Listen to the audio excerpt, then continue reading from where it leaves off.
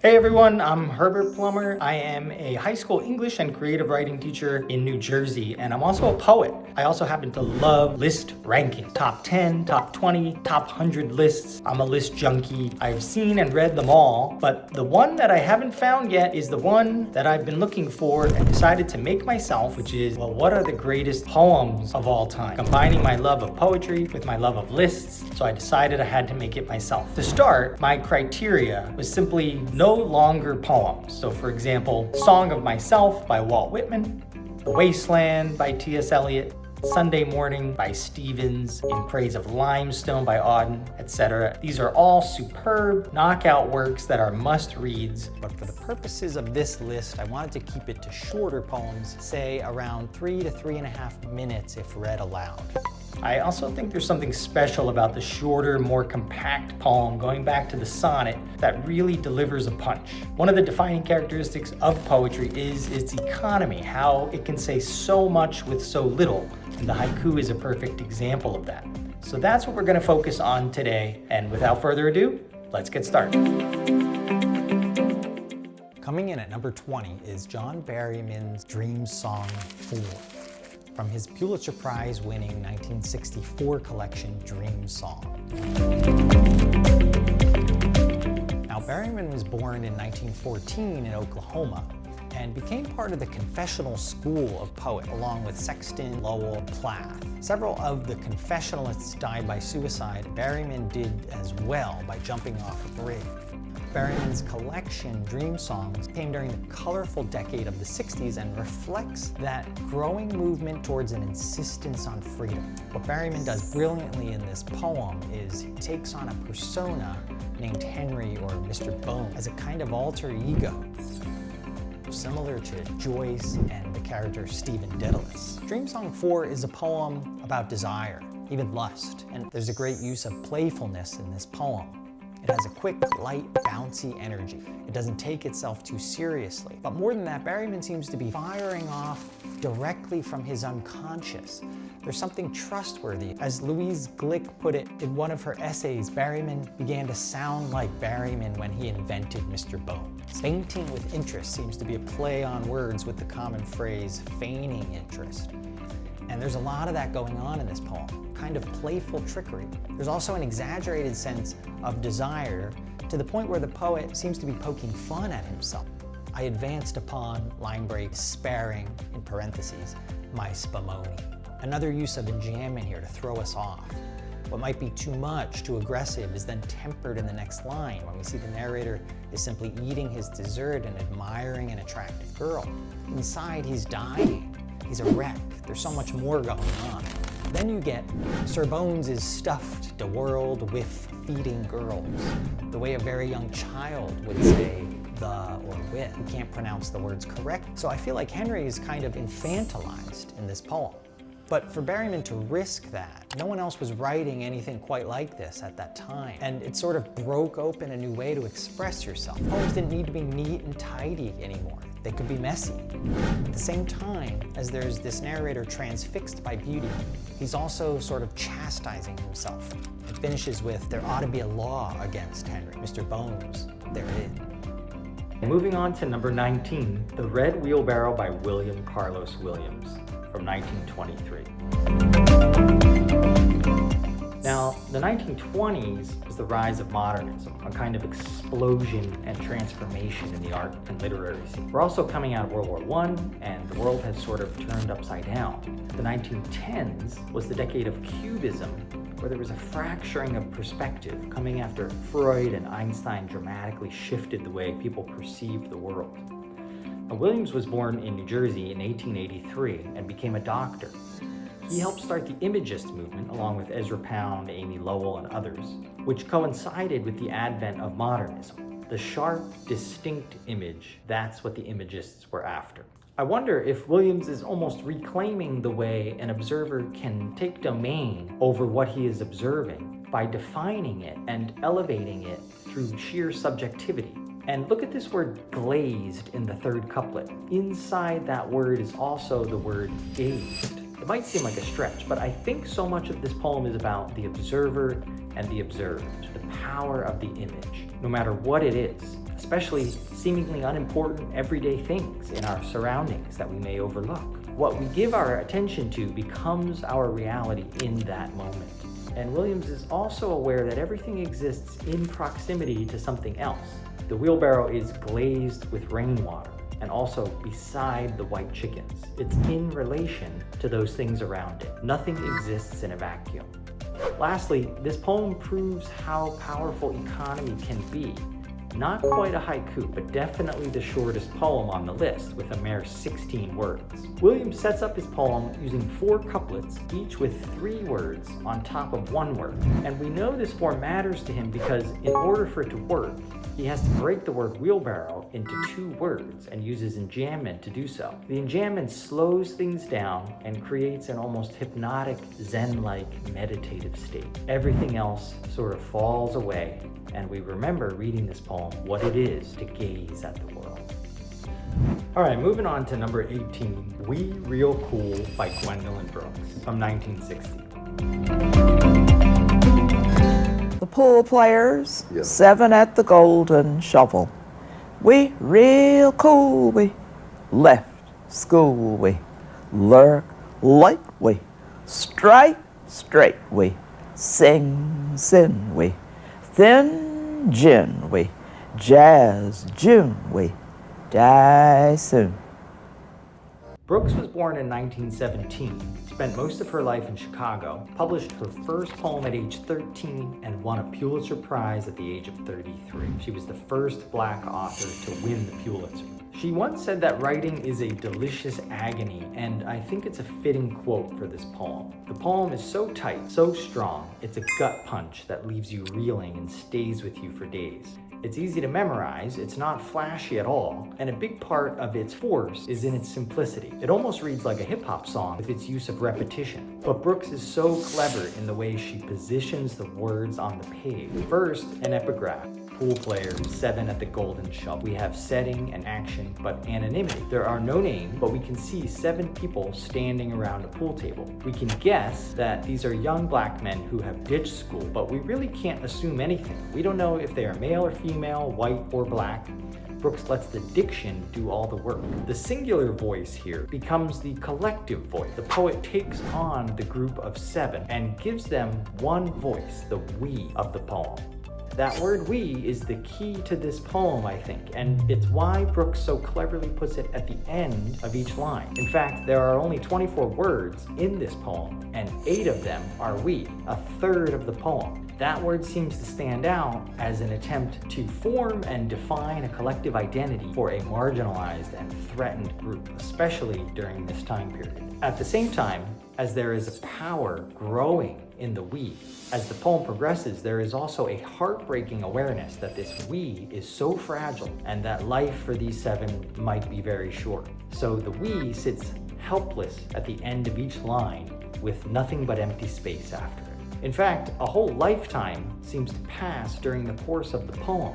Look at the way Brooks starts with left school and lurk late, with the rebellious teenage years perhaps, relatively harmless, which then become the violence of strike straight and drinking and music of thin gin and jazz June, and then death. It's a whole very brief lifetime that goes by in a flash. Brilliant. Lastly, look at the sonics and the rhythm of this poem. The entire poem is monosyllabic. It would sound very different if Brooks used 2 or 3 syllable words. The whole poem rattles out like gunshots. We pop pop, we pop pop. Her use of alliteration and internal rhyme is superb. Every word counts, every 2-word phrase works together so well, and the last 2 words speak for themselves. An amazing, enduring poem. Next up is number 17, Blackberry Eating by Galway Kinnell from 1980.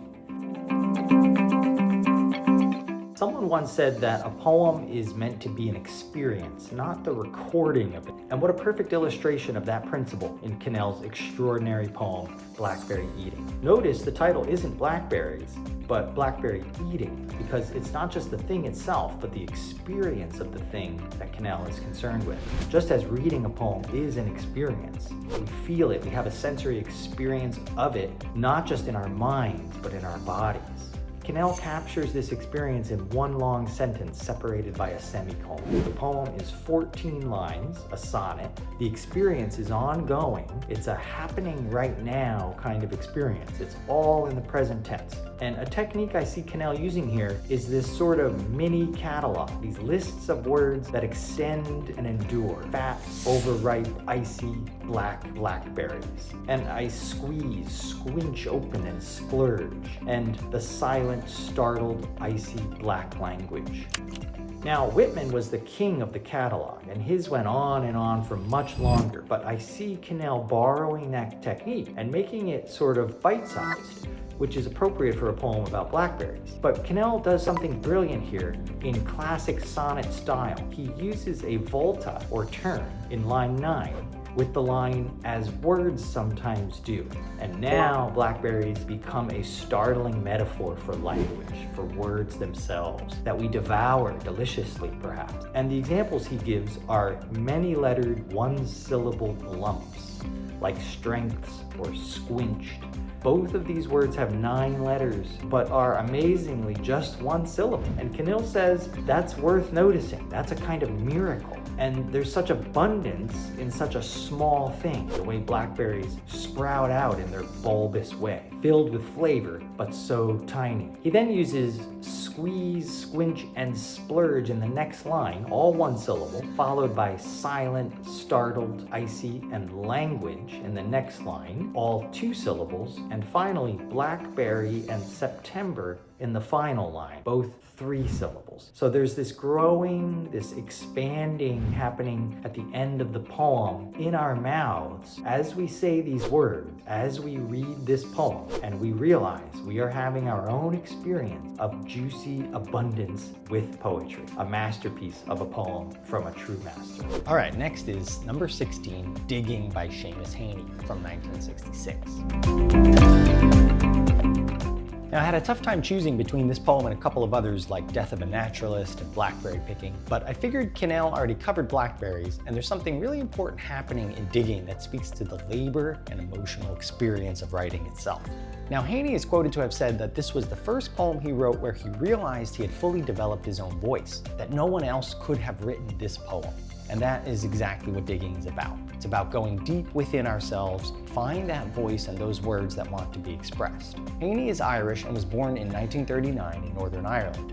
He was the oldest of 9 siblings and grew up in a 3-room thatched farm. He later became a professor at Harvard during the 80s and 90s. The poem opens with a rhyming couplet that compares a pen to a gun, a weapon. This is followed by a rhyming tercet that describes the narrator's father digging. There are 3 end rhymes in this tercet. After these opening stanzas, however, rhyme is essentially abandoned. It's odd, you don't see this very often. But I think what Heaney is after here is that the form of the poem matures in the same way he has as a poet finding his voice. The history of poetry itself, of course, is filled with rhyme in its origins. And then something curious happens where it gradually lets go of these shackles of form.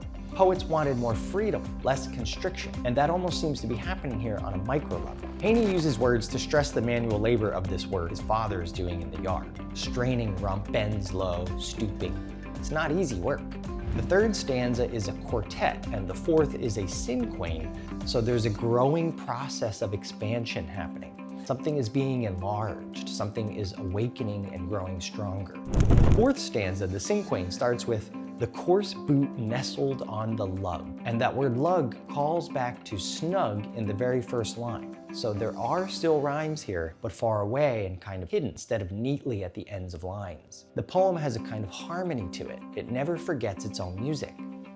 That stanza ends with loving their cool hardness in our hand, referring to the potatoes that have been picked after all this digging. And it speaks to the joy that comes as a result of all this labor. More than that, though, is that potatoes have a very powerful significance for Ireland, and I think really represent survival. I'm thinking of the Irish potato famine in the mid-1800s, where there was mass starvation across the country. Completely changed the cultural and political landscape, with nearly 1 million people dying over a period of 7 years.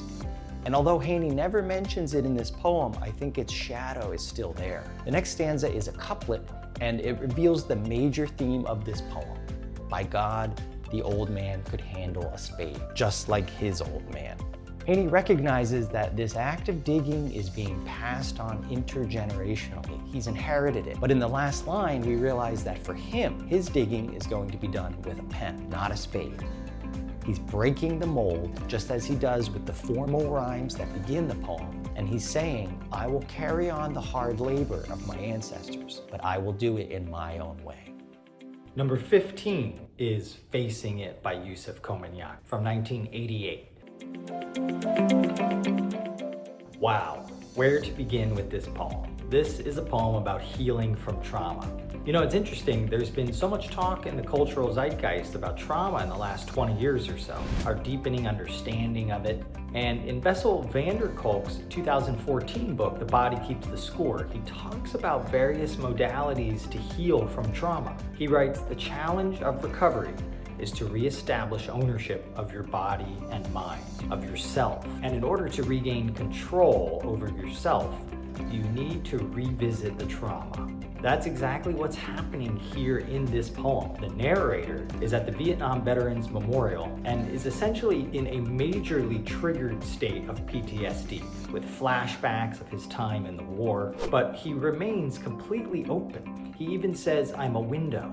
That's not a protective, closed-off outer layer. That's more akin to Emerson's transparent eyeball, taking in everything around him from a place of pure, subjective perception. He's so vulnerable, but he doesn't run away. He allows his emotional self to feel under threat, and that takes courage. Van der Kolk talks about the power of language in moving out of the frozen, traumatized state. He says, communicating fully is the opposite of being traumatized. The poem itself is a tremendous act of courage because we get the sense that this is a lived experience. Komunyak was in combat during Vietnam and wrote an entire collection of poems about his experiences there called Dien Ke Dao. Whether we know that or not, we get the sense that this is a deeply lived, real-life experience. It's too real not to be real. There's so much to say about this poem that I can't fit into this video, but it begins with the lines, my black face fades, hiding inside the black granite. The younger, traumatized self wants to run away, identity is lost. The darkness of the narrator's skin finds a safe refuge inside the darkness of the memorial. The line, I'm stone, I'm flesh, brilliantly mixes metaphor with the stark reality of being human. The narrator is at war with how he feels and what his objective reality is. Komunyak, the poet, is literally hiding behind poetic devices. He's not stone, he's flesh, he's human, he's real. He lives and breathes and feels pain. But the act of writing, the poem itself, delivers him out of this hiding, this frozen place, into the world around him as a safe place. He's imprisoned inside the memorial. He writes, I turn this way, the stone lets me go. That's what trauma does, it keeps us trapped. The clouded reflection the narrator speaks of is his own. He's literally facing himself by seeing his own image in the wall. It's reminiscent of Lacan's theory of the mirror stage, when infants around the age of 6 months can first notice themselves in a mirror and experience the phenomenon of apperception, the symbolic turning of ourselves into an objective other. The very splitting of the psyche that happens to a traumatized person becomes, in this poem, the avenue to healing.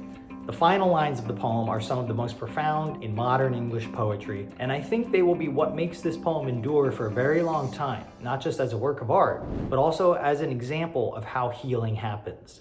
In the black mirror, a woman's trying to erase names. No, she's brushing a boy's hair. The horror of trauma, of death, is almost miraculously transmuted into an image of gentle maternal affection. The courage of the narrator to face himself has transformed his perception of the world from a threatening place to one of safety and love. An astounding and beautiful poem. All right, the number 14 spot goes to Lady Lazarus by Sylvia Plath from 1965. Plath is a favorite among younger readers for her boldness, her edginess. She was brilliantly talented, but tragically died young at the age of 30 by suicide. She was born in 1932 in Massachusetts and struggled with depression and suicide attempts throughout her life. That's what Lady Lazarus is about, the way a lived thing wills itself into survival, even in the face of self-destruction.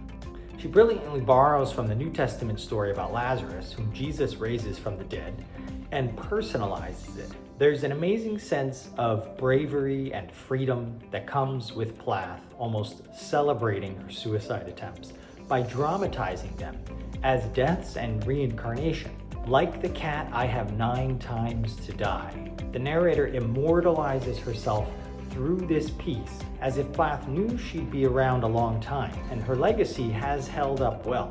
She didn't even get any widespread attention until after her death. The poem is a series of short tercets, each one packing a punch with these startling original images.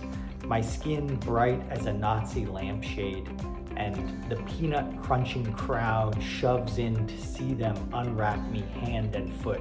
The big striptease. She never loses touch with the central image of Lazarus bandaged, emerging from the tomb, but plays with it, even mocks it. There's this sense that the whole thing is a farce, that her own resurrections, if you will, are farcical, but at the same time, something she's good at. No one else that I know of has ever written a poem about being good at trying to die. Perhaps Anne Sexton, but Sexton wrote about wanting to die. Plath's poetry has more weight, more substance. It's cinematic. There's repetition, internal rhyme, slant rhyme, simile, and metaphor, and it all flows out so easily. It doesn't feel forced. The music is so good that it demands to be read aloud. There's a fantastic intensity to this poem that somehow continues to ramp up as it goes along. It's desperation mixed with sarcasm, brutality, all of it so animated. There's violence, rage, and the undercurrent of the Holocaust. The Nazi lampshade continues with a fine Jew linen, and later I turn and burn, and the air doctor and air enemy become air god and air Lucifer. Air being a standard German salutation for men. So Plath subverts Christianity, the patriarchy, suicide, death, and reduces herself to ashes. The self-destructive force is so strong that its voice finds its own power through creative expression, and it's unlike anything else in poetry. Out of the ash I rise with my red hair, and I eat men like air. Moving on to number 13 on our list is The Negro Speaks of Rivers by Langston Hughes. Hughes was born in 1901 in Missouri, and the thing about Hughes is that he was not just a poet, but a social activist. Many include him alongside Martin Luther King Jr. and Malcolm X as far as his influence on the civil rights movement, as he would become the leader of the Harlem Renaissance. It's amazing what art can do to change the world. Perception changes, awareness changes, new forces rise up and assert themselves. Entire cultures and races find voice and expression where none existed before. Hughes does exactly this in his poetry, and while it was difficult to choose, I picked The Negro Speaks of Rivers because of the way it incorporates history and mythology into its lines. Hughes is saying, my soul and my people are no better than or less than, but we have always been here just like you. I am connected to the entire history of the world just like you. I've known rivers ancient as the world, older than the flow of human blood in human veins, he writes. Wow, there's no other voice quite like that with such power and self-assertion besides Whitman, who was a major influence on Hughes. Hughes speaks with authority, with confidence, with a fearlessness. Now, Hughes wrote this poem in 1920 at the age of 17 while traveling by train to Mexico to visit his father. Supposedly, he composed the piece in about 15 minutes on the back of an envelope while crossing the Mississippi River.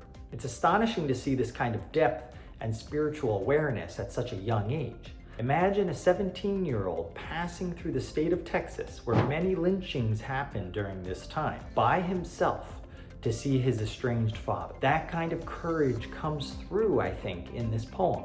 There's an audacity to it that's so powerful, but also deeply human. and there's a humility to it at the same time, a softness.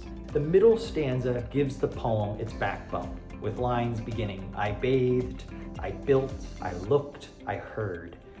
Hughes strengthens his marginalized people's collective voice by connecting himself to his ancestors across time. More than that though, he's saying, remember, they were no different than us, and we're no different from them, not in the spiritual sense, not on the soul level. That's what endures across time. The places change, the challenges change, the rivers change, but at the deepest level, we are connected, and it's very Whitman-esque. The Euphrates of Mesopotamia, the Congo and the Nile of Africa, and the Mississippi of America, all mighty rivers throughout history.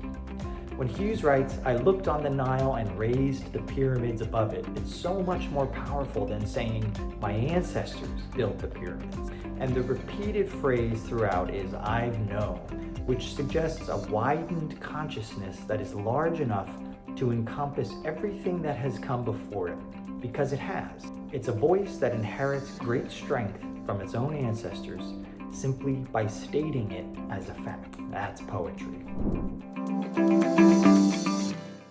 Okay, number 12 on our list is Fern Hill by Dylan Thomas from 1945. Thomas was born in 1914 in Wales and was a notoriously heavy drinker throughout his short life. He was said to have frequently crashed on friends' apartments, sleeping on mattresses on the floor, and surviving day-to-day by drinking beer and eating cake. He died at the young age of 39. Now, I almost went with what might have been the obvious choice for a Dylan Thomas poem, with Do Not Go Gentle Into That Good Night, certainly more widely known. And while that poem is undeniably powerful, Fern Hill, a poem about lost childhood, reaches into pockets of pure poetry bliss. The poem is arranged in 6 stanzas of 9 lines each, the Spenserian stanza, named after Edmund Spenser, who used 9-line stanzas in his epic poem, Fairy Queen. Fern Hill is one of the ultimate pastoral poems.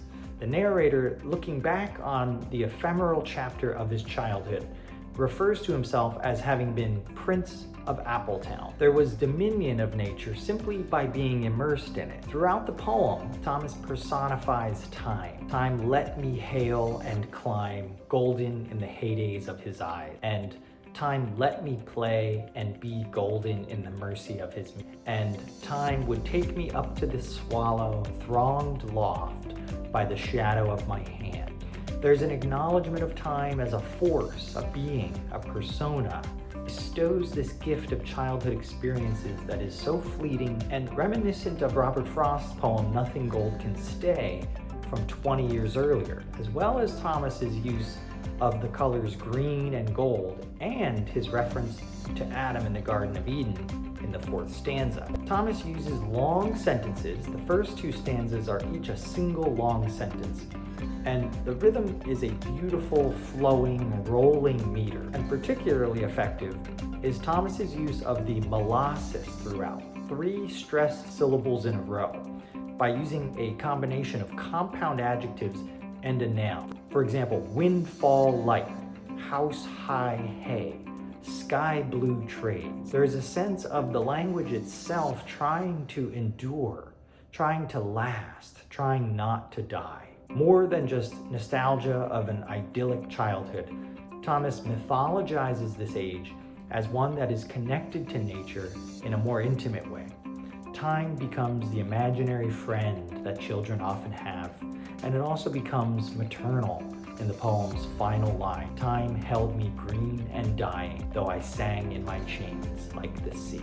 Fun fact, this poem is quoted in the 2022 song Blacktop by the rock group Yeah Yeah Yeah. The number 11 spot goes to The Fish by Elizabeth Bishop from 1946.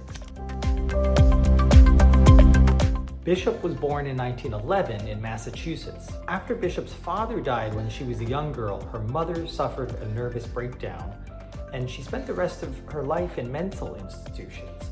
As a result, Bishop spent much of her childhood with her grandparents in Nova Scotia and developed a love for nature and wildlife, which she wrote about often in her poems.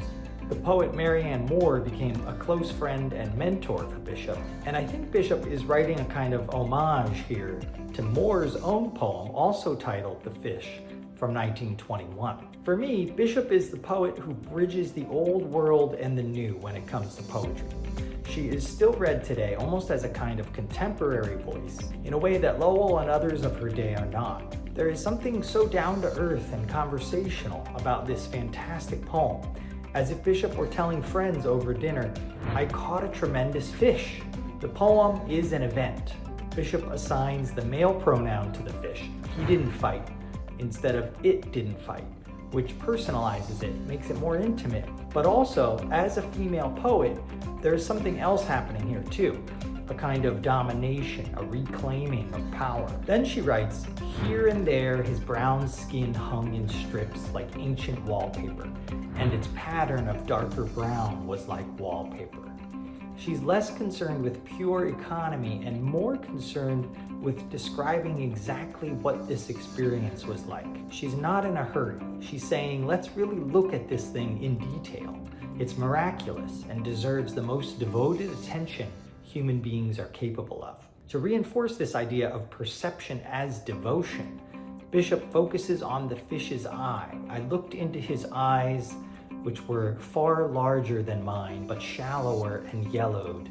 The iris is backed and packed with tarnished tinfoil, seen through the lenses of old scratch isinglass." Wow. Isinglass is made from the dried swim bladders of fish, but also has the word eyes inside it. And there's a sense of Bishop's eye as poet penetrating through the layers of a living thing here. The fish is not dead, but it's vulnerable. And here the poet and the fish meet eye to eye. Bishop doesn't shy away from that. Then she points out 5 old pieces of fish line, or 4 and a wire leader with the swivel still attached, with all their 5 big hooks grown firmly in his mouth. That's classic Bishop. She corrects herself, modifies mid-poem what she's describing, which gives us even more confidence in her as readers, but also reinforces how the act of perception works. It's not direct or simple, it takes work. I think Bishop is suggesting all the other poets who have come before her, the ones who have caught their fish and attempted to describe their emotional, physical, psychological experiences with the world. And she gets to add one more. The moment becomes ecstatic yet ephemeral. The fish becomes a symbol for the poem itself. Bishop was said to have worked on one of her poems for 25 years, carefully observing and tinkering with it. Ultimately, she knew she must release her poems to the world until everything was rainbow, rainbow, rainbow, and I let the fish go.